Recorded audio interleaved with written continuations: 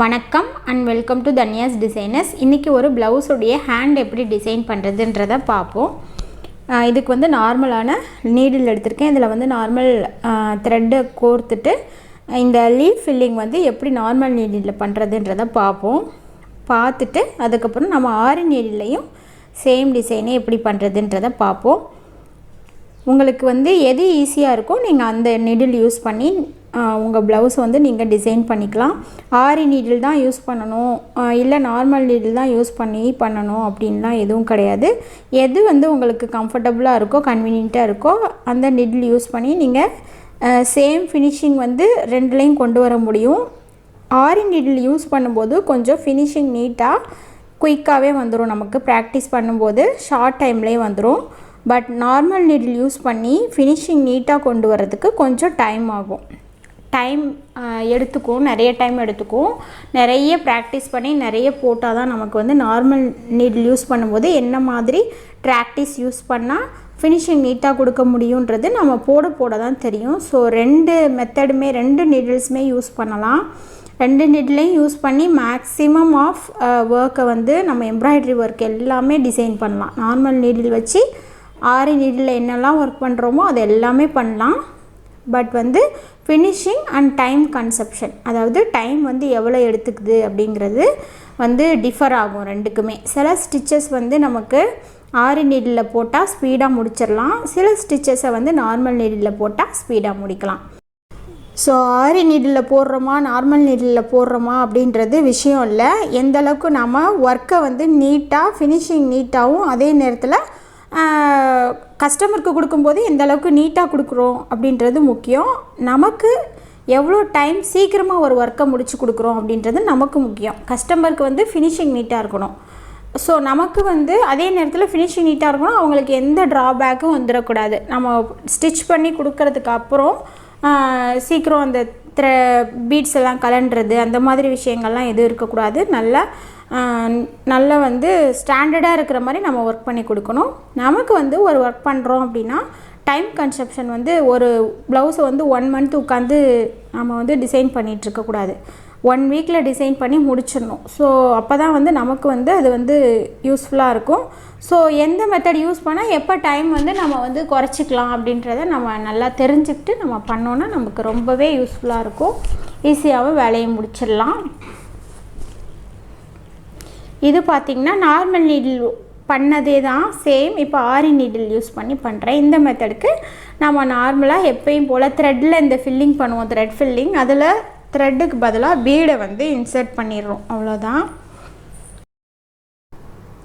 So இந்த மெத்தடில் வந்து நார்மலாக நாம் த்ரெட் ஃபில்லிங் எப்படி பண்ணுவோமோ அதே மாதிரி தான் பண்ண போகிறோம். ரெண்டு பக்கமே லெஃப்ட் அண்ட் ரைட் மாற்றி த்ரெட்டை வந்து ஸ்டிச் கொடுத்துட்டு ஒரு குட்டி லாக் ஸ்டிச் கொடுப்போம், அவ்வளோதான். சேம் மெத்தட் தான் வந்து இதுலேயும் ஃபாலோ பண்ணுறோம். இடையில மட்டும் பீட் இன்சர்ட் பண்ணிக்கிறோம். ஸோ உங்களுக்கு இப்போ இந்த ரெண்டு மெத்தடுக்கும் டிஃப்ரென்ஸ் புரிஞ்சிருக்கும்.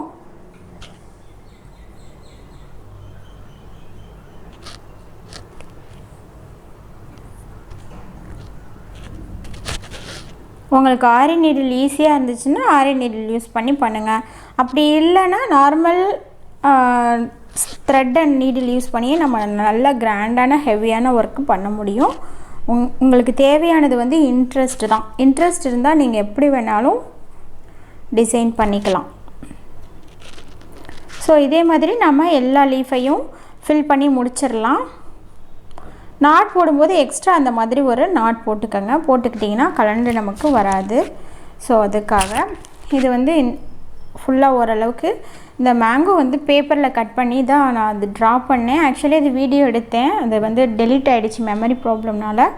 ஸோ அதனால் ஃபஸ்ட்லேருந்து போட முடியல. எவ்வளோ இருந்துச்சோ அதை மட்டும் இன்க்ளூட் பண்ணியிருக்கேன்.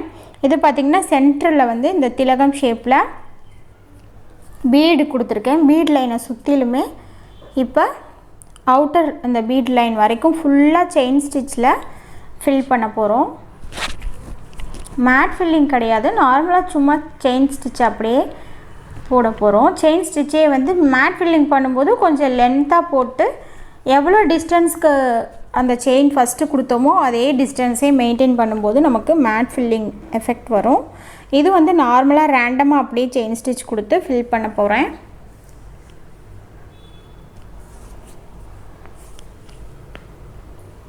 ஸோ இது ஃபுல்லாகவே ஃபில் பண்ணிவிட்டு பார்ப்போம். இது வந்து ஹேண்டில் வந்து சென்டரில் வருது. இந்த 2 மேங்கோவும் ஒரு மேங்கோ வந்து ஒன் சைடு திரும்பிகிட்டு இருக்க மாதிரியும், இன்னொரு மேங்கோ வந்து ஆப்போசிட் சைடு வந்து திரும்பிகிட்ருக்கிற மாதிரியும் வந்து ட்ரா பண்ணியிருக்கேன்.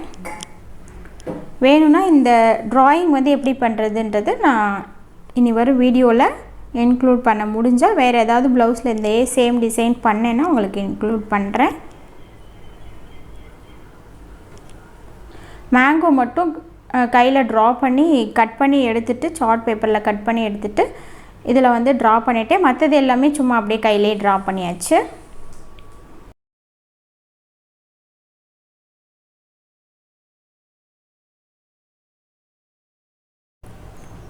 இந்த மாதிரி நம்ம ஃபில்லிங்க்கு வந்து செயின் ஸ்டிச் போடும்போது இந்த மாதிரி ரேண்டமாக போட்டும் ஃபில் பண்ணலாம். அப்படி இல்லைன்னா மேட் ஃபில்லிங் பண்ணணும் அப்படின்னா செயின் ஸ்டிச் போடுறோம் இல்லையா, அதோட லென்த்தை வந்து ஈக்குவலாக வச்சு, எல்லா செயினோட லென்த்துமே ஈக்குவலாக வச்சு இதே மாதிரி ஃபில் பண்ணோம் அப்படின்னா நமக்கு மேட் ஃபில்லிங் எஃபெக்ட்லேயும் கிடைக்கும். இது வந்து நமக்கு தாம்பூர் ஸ்டிச்சுன்னு சொல்லுவாங்க அந்த மாதிரி. ஸோ அந்த திலகம் ஷேப்பை சுற்றி போட்டு முடித்ததுக்கப்புறம் இந்த ஸ்பேஸ் வந்து நமக்கு வந்து இந்த ரவுண்ட் வந்து கரெக்டாக செட் ஆகாது. அதை முடித்ததுக்கப்புறம் இது தனியாக இந்த மாதிரி நம்ம ஃபில் பண்ணிக்கலாம். பண்ணும்போது அந்த ஷேப் கரெக்டாக செட் ஆகும்.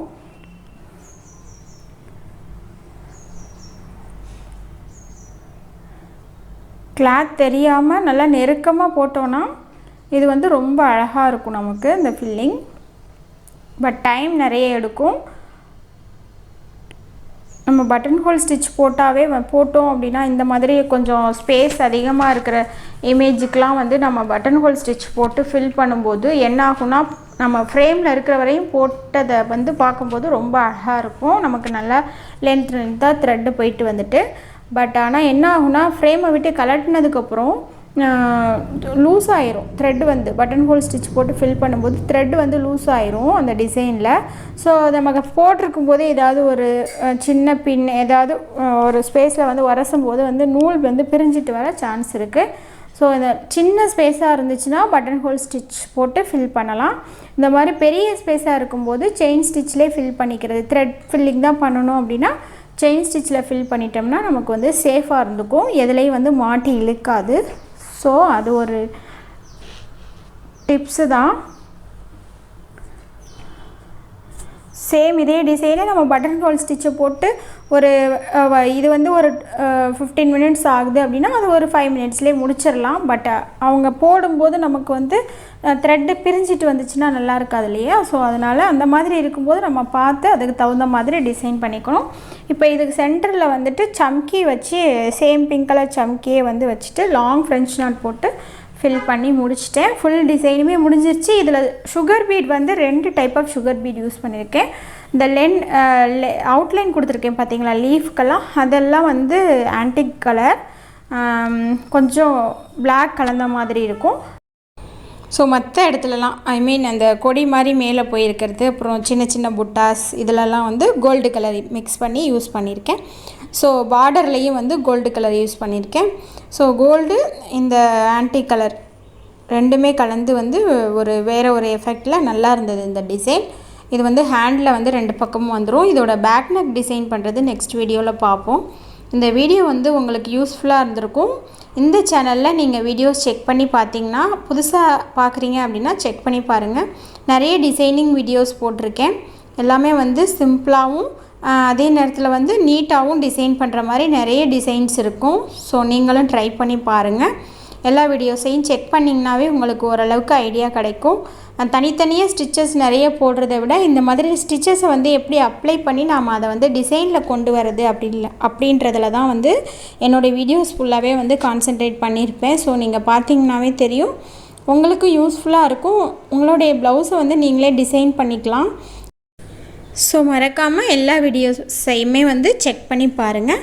அப்புறம் ஒரு முக்கியமான விஷயம் என்ன அப்படின்னா, சப்ஸ்கிரைபர் வந்து இந்த சேனலில் சப்ஸ்கிரைபர் இருக்கிற அளவுக்கு வந்து வியூஸ் வந்து போக மாட்டேங்குது, அதாவது பார்க்க மாட்டேங்கிறீங்க. நான் என்ன நினைக்கிறேன்னா, மேபி நீங்கள் சப்ஸ்கிரைப் பண்ணிவிட்டு பெல் ஐக்கான் கிளிக் பண்ணாமல் இருக்கலாம். ஸோ அதனால் உங்களுக்கு நோட்டிஃபிகேஷன் வராமல் இருக்கலாம். இது வந்து எல்லா சேனல்லையும் இருக்கிற ப்ராப்ளம் தான். நிறைய சேனலில் நிறைய சப்ஸ்கிரைபர்ஸ் இருப்பாங்க, பட் வியூஸ் கம்மியாக தான் போகும். மேபி அது கூட ஒரு ஒன் ஆஃப் த ரீசனாக இருக்கலாம். ஸோ நீங்கள் வந்து சப்ஸ்கிரைப் பண்ணிட்டீங்க அப்படின்னா கண்டிப்பாக மறக்காமல் பெல் ஐக்கானை கிளிக் பண்ணிவிடுங்க.